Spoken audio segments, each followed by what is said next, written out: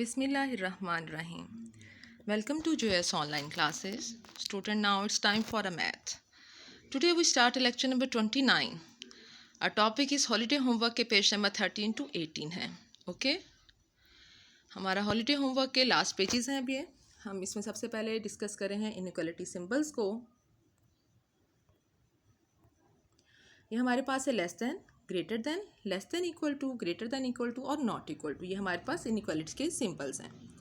हमारे पास page number 13 है जिसमें हमारे पास rewrite each of sentence as an inequality in algebraic form.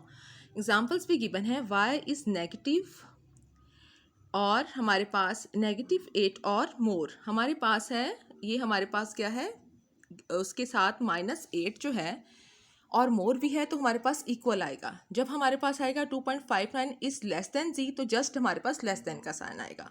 जब भी और मोर आएगा तो हमारे पास इक्वलिटी को शो करेगा. Just less than equal to हमारे पास ओनली लेस देन इक्वलिटी को शो करेगा. इसी एग्जाम्पल के अकॉर्डिंग आपने इस फिल इन द ब्लैंक्स को सॉल्व करना है just less than equal to या लेस देन और ग्रेटर देन के साइन के साथ. ओके फ्रैक्शनल इक्वेशन की डेफिनेशन आपकी बुक में मेंशन है.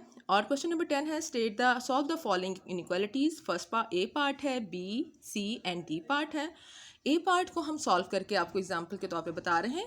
बाकी पार्ट्स इसके अकॉर्डिंग आप खुद से सॉल्व करोगे. Okay 15x + 1 less than 5 × 3x + x. तो हमारे पास 15x + 1 as it is. 5 3 = 15 + 5x. हमने वेरिएबल वाली वैल्यू को एक साइड पे शिफ्ट कर लिया. 15x - 5x और 15 - 1 तो 10x less than 14.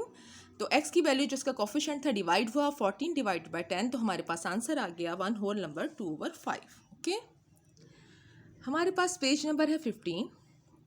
Right the law of indices आप लिखोगे इसमें और सिंप्लीफाई करोगे. हमारे पास है यहाँ पर देखें लॉज अप्लाई हो रहे हैं. हमारे पास बेस सेम है तो डिवीजन का साइन है और जहाँ पर मल्टीप्लिकेशन उसके अकॉर्डिंग आप सारे क्वेश्चन सॉल्व करोगे. फॉर एग्जाम्पल हमने बी पार्ट इसका सॉल्व किया है. बी पार्ट है सिंप्लीफाई -3 a की पावर 3 b की पावर 3 होल की पावर 3. तो जो होल की पावर 3 है इसको सेपरेटली अप्लाई किया. -3 की पावर 3 a की पावर 3 × 3 b की पावर 5 × 3. तो हमारे पास चूंकि ऑड नंबर में पावर है तो माइनस का साइन एज इट इज़ रहा. 27 a की पावर 9 और b की पावर 15 आंसर. नेक्स्ट हमारे पास है सॉल्व दीज इक्वेशन. जी फर्स्ट ए पार्ट हमने सॉल्व करके आपको दिखाया. बेटे सेकंड में हमारे पास है 5 की पावर -3 मल्टीप्लाई 5 की पावर k जो है मल्टीप्लाई की जगह क्या आएगा, इक्वेशन का साइन, इक्वलिटी का साइन आएगा. ये हमारे पास यहाँ पर इक्वलिटी का साइन आ रहा है बीच में. ठीक हो गया. हमारे पास बनेगी 5 की पावर -3 इज इक्वल टू 5 की पावर k. आप इसके अकॉर्डिंग इस क्वेश्चन को सॉल्व करोगे. ओके और बाकी क्वेश्चन भी ऐसे. हमारे पास 1/36 है और 6 = 6 की पावर k है. तो हम पहले इसको किस में करेंगे, 6 में, ताकि हमारी बेस सेम हो जाए. तो 6 का स्क्वायर हुआ = 6 की पावर k. अब ये डिनोमिनेटर में या न्यूमिनेटर में है, इसको पहले सेम ऑर्डर में करेंगे. तो हमारे पास जो इंडेक्स है वो यहाँ नेगेटिव में शिफ्ट होकर हमारे पास सेम ऑर्डर में आ गए हैं. तो यहाँ पर बेसिस सेम हो गई हैं तो हमारे पास k = -2 के इक्वल आंसर आएगा. ओके नेक्स्ट हमारे पास है डिफाइन रेडिकल एक्सप्रेशन. तो अभी रेडिकल एक्सप्रेशन को हम एक्सप्लेन करेंगे और उसके बाद है एक्सप्रेस इन स्टैंडर्ड फॉर्म. हमारी वैल्यू को स्टैंडर्ड फॉर्म में और इन डेसिमल फॉर्म में इन क्वेश्चंस को सॉल्व करेंगे. हम इसको थोड़ा डिटेल से डिस्कस करेंगे फिर इसके बाद इसको सॉल्व करेंगे.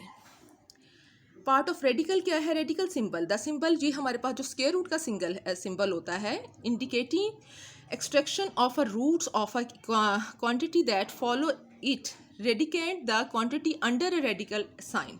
और इंडेक्स हमारे पास क्या होता है, उसकी जो पावर हो जाती है. क्लियर हुआ. अब अंदर भी उसके ऊपर पावर हो सकती है ना. तो यहाँ पर हमने इसको मेंशन कर दिया कि हमारे पास क्या है, रेडिकल साइन है. ये हमारे पास इसकी पावर जो है वो इंडेक्स है और ये radicand. If there is no index number written then it is an understood 2. अगर इसके ऊपर कोई मेंशन नहीं होता तो ऑब्वियसली वो 2 होता है और उसकी वैल्यू हमारे पास किसके इक्वल होती है. इसको हाँ कहा है कि अगर सिंपल हमारे पास स्क्वायर रूट होता है तो वो किसके इक्वल होता है, हमारे पास 1/2 के. क्लियर. ये तो क्लियर है ना सब बच्चों को. और रेडिकल एक्सप्रेशन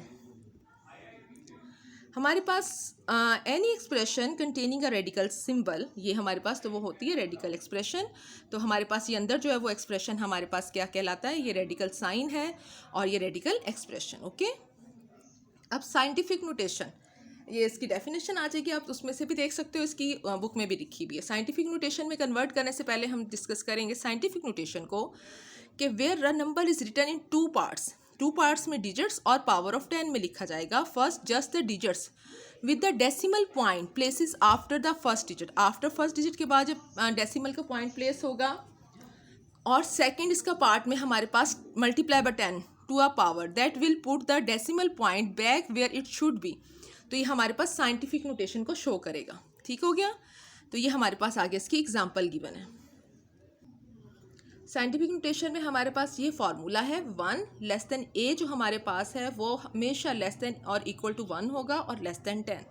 ये आपने माइंड में रखनी है बात, ठीक है, कि हमारे पास जो भी ए की वैल्यू है और n इज़ एन इंटीजर, और उसमें जो n क्या शो, ये हमारे पास फार्मूला है a मल्टीप्लाई बाय 10 की पावर n।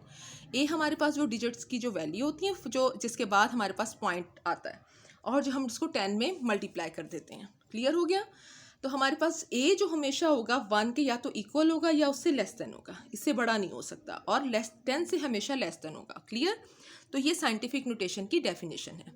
यहाँ पर हमारे पास क्या है, जब हमने इसको किया तो 8 मल्टीप्लाई बाय 10 की पावर 6 हो गया, तो हमने यहाँ पर अगर 8 मल्टीप्लाई बाय 10 की पावर -6 होगा तो ये ज़ीरो जो होंगे इस साइड पर शो करेंगे। हम इसको फर्दर और एक्सप्लेन करते हैं।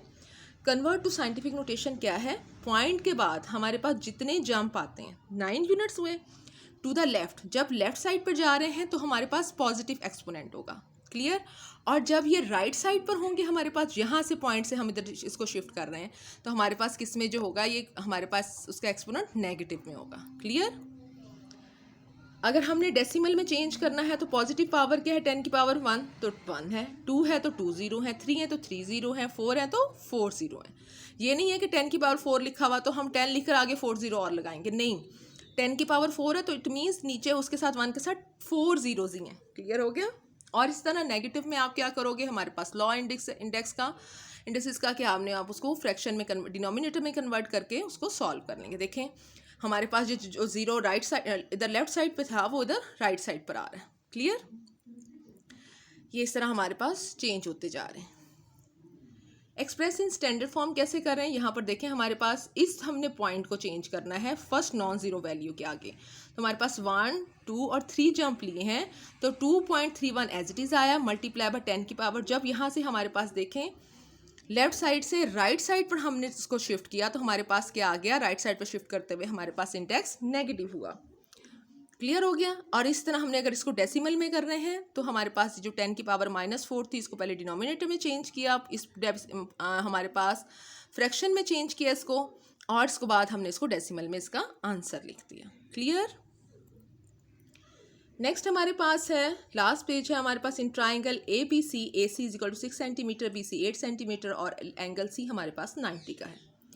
हमने पाइथागोरस थ्योरम जो कि 7th क्लास से करते आ रहे हैं उसके अकॉर्डिंग इन तीनों क्वेश्चंस को सॉल्व करना है। बहुत सिंपल है, एक क्वेश्चन को एग्जांपल के तौर पे सॉल्व करके बताया जा रहा है। ट्राइंगल ABC में हमने एक ट्राइंगल ड्रॉ कर ली है, तो हमारे पास C चूँकि 90 का एंगल ही होगा, तो हमारे पास AC है 6 सेंटीमीटर और हमारे पास BC है 8 सेंटीमीटर, A भी हमने फाइंड आउट करना है। तो पाइथागोरस थ्योरम का फॉर्मूला हमारे पास आता है कि हाइपोटेन्यूज का square is equal to base का स्क्वायर प्लस परपेंडिकुलर्स का स्क्वायर।